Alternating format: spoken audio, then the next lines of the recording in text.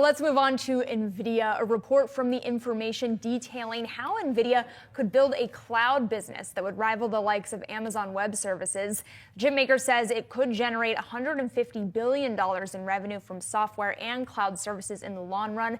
CEO Jensen Huang has said that cloud and AI software will be a very significant business over time, and the company is on pace to generate $2 billion annually from selling just software. If they did expand into the cloud business, that could be a huge headwind for Amazon, which has been the cloud giant in the room for so many years here. I believe Amazon Web Services makes up nearly 20% of Amazon's overall revenue, and a significant portion of that is in the cloud. They've had this sort of co-opetition relationship with Nvidia, so if they do start to eat their lunch, I can't wait to see the claws come out. But Amazon wants to build its own AI chips, right? And eventually maybe not buy as many Nvidia chips. So it's interesting to see that kind of push and pull. And the other thing here, Maddie, that just fascinates me about this story is kind of the classic investor story of how a company grows as they give you a product, right? So Nvidia has built these very successful AI chips.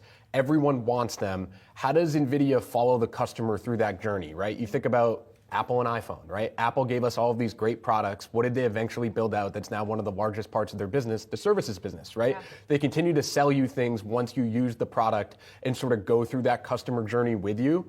Nvidia's AI chips are a lot more complicated and a lot more B2B and a little bit different than that.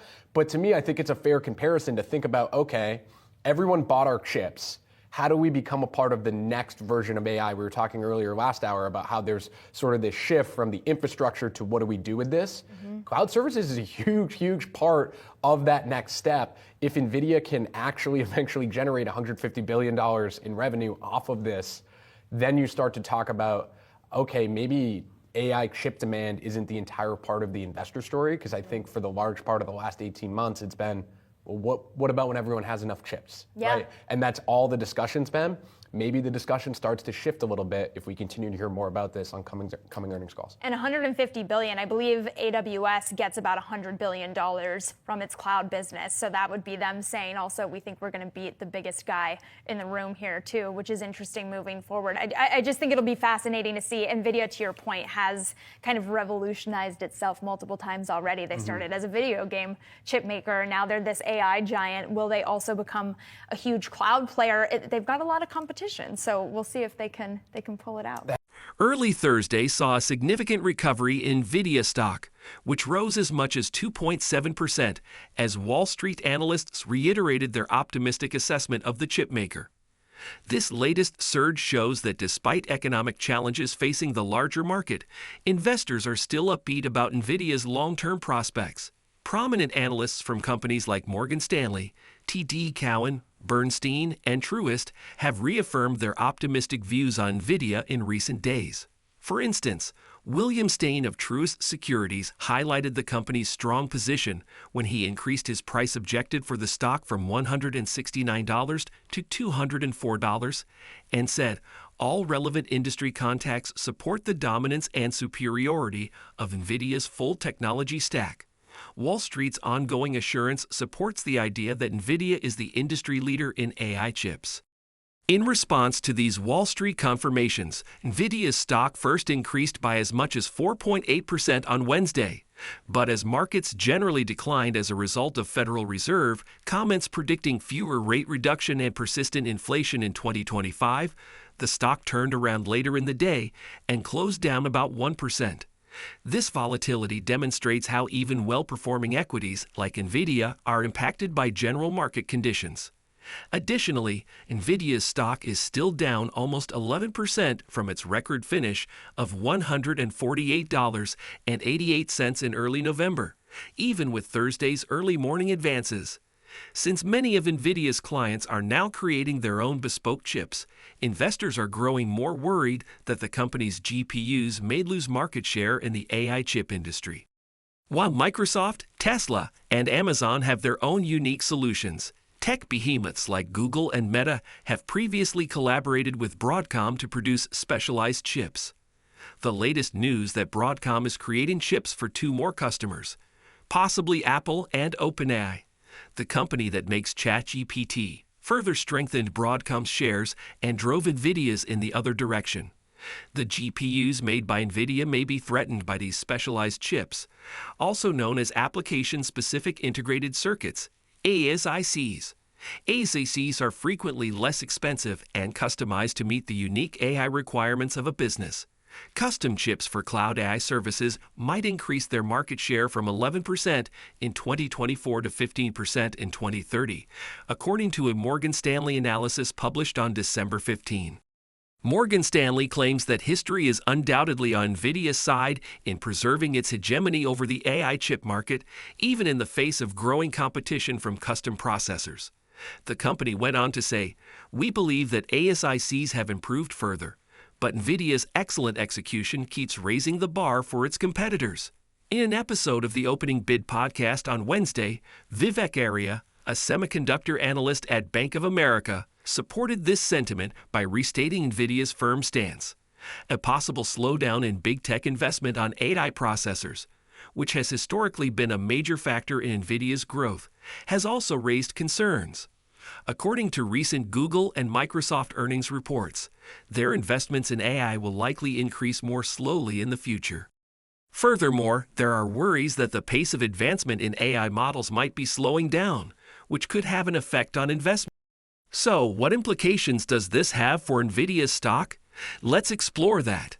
But first, a big thank you to those of you who've stuck with us this far. Creating these videos takes significant effort and dedication. So if you're enjoying the content, please hit the like button, subscribe to our channel, and share your thoughts on Nvidia stock in the comments. Your support truly helps us grow. Now let's get back to the video.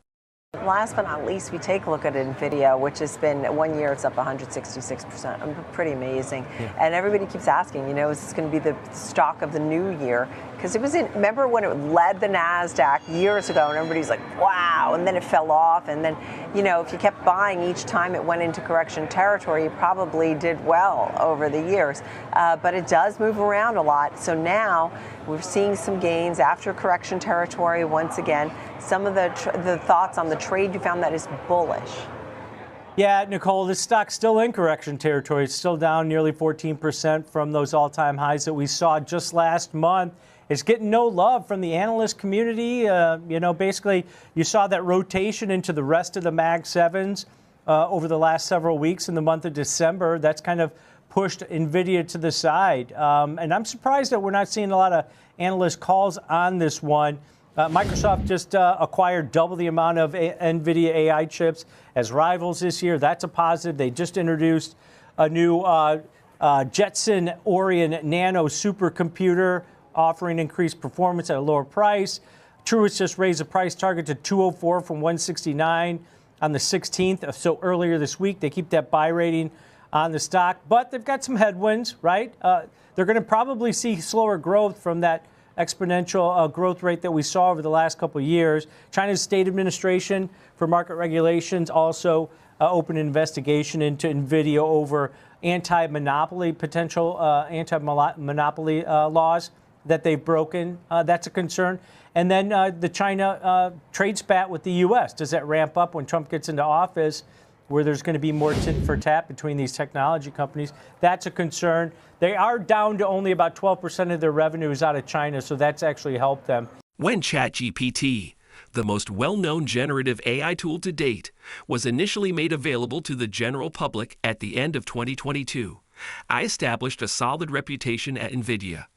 Since then, I have consistently increased my stake in Nvidia since I am really positive about the company. If you don't know, Nvidia is a clear leader in the semiconductor industry that uses AI. Nvidia is comparable to the top shovel manufacturer during a dynamic gold rush, with the potential to accelerate and endure for years. To be honest, Nvidia provides essential hardware for all of the major tech companies who continue to make significant investments in the field of generative AI and require high-end products to guarantee the efficacy of the large language model, LLM, training that underpins these solutions. It is surprising, nevertheless, that the market's perception of Nvidia has changed recently, causing the stock price to drop from around $150 to less than $130.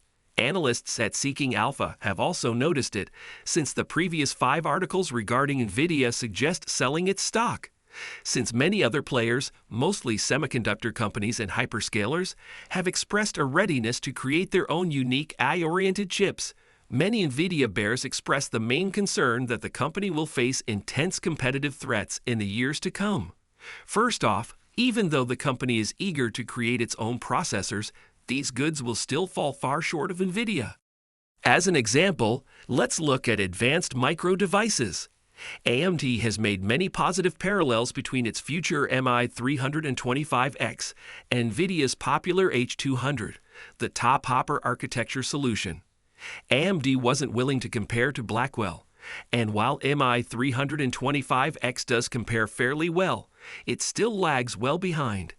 I think more businesses will experience the same thing. The development of many projects will take several quarters or years. Nothing can match Nvidia's Blackwell solutions at the moment, and even rival products that are set to go on sale in 2025 or 2026 probably won't be able to compete. Furthermore, who can tell that Nvidia won't create another architecture that will completely transform the market as its rivals get closer to the level it has already attained? Third, there are other items from Nvidia besides hardware. A proprietary programming platform called CUDA, Compute Unified Device Architecture, was also created by them, and it has already won over millions of developers. Because it would be very expensive and time-consuming to rewrite CUDA-based programs to alternative technologies, it further strengthens Nvidia's customer retention. Furthermore, because Nvidia's products interact well with CUDA, developers are encouraged to continue utilizing them by the top libraries and tools included in the CUDA environment. Because of its undeniable superior quality, I think Nvidia will continue to be the top option. To guarantee the maximum efficacy of LLM training, and thus the advancement of their AI-based products, its top clients must stay ahead of the competition. As an illustration, consider the exceptional demand for Hopper and Blackwell. Consulting organizations anticipate that Nvidia will continue to dominate the market, and Microsoft, the leading company in the AI-based software field, purchased twice as many Nvidia chips as its main rivals. To stay informed about the latest developments from Nvidia and the ever-changing stock market, consider subscribing to our investing tutorial channel. We provide daily updates on significant market shifts and key catalysts, so hit that subscribe button to ensure you never miss crucial information. We'd love to hear your thoughts on Nvidia stock, so please share your opinions in the comments below. Now let's dive into today's video. Let's find some unusual option activity in this one. This was out in the January monthly options that expire in 29 days. Trader bought over 12,000 of these 140 strike calls, average debit of about $4.20. So the break even for this trader where they start to profit is above 144.20 over the next month. That's about 8.5% above the current share price in Nvidia. Over 1.6 million calls have traded in there on the day. And on this strike alone, Nicole, I mentioned, I saw earlier about 12,000 of these calls were scooped up. Over 30,000 have now traded on that strike. So, yeah, people piling in here, and it's not surprising. Even on the down days that Nvidia's had, we've had some pretty big call buying with expectations that we're going to see a rebound and maybe people rotate back into this name after the nearly 14% pullback we've seen from all-time highs. Yeah, thank you for all of those. Tom, any quick market thought with all the volatility we've seen in 48 hours, PCE tomorrow, Triple Witch tomorrow? Yeah, we've earned our week for sure. Yeah, it's been a volatile one, and I expect that to continue because the narrative that the Fed laid out there and Fed Chair Powell laid out for the markets was that it's changed, right? 2 rate cuts expected next year. Inflation, they finally recognized and admitted that inflation is, firmed up and actually going the wrong way at this point.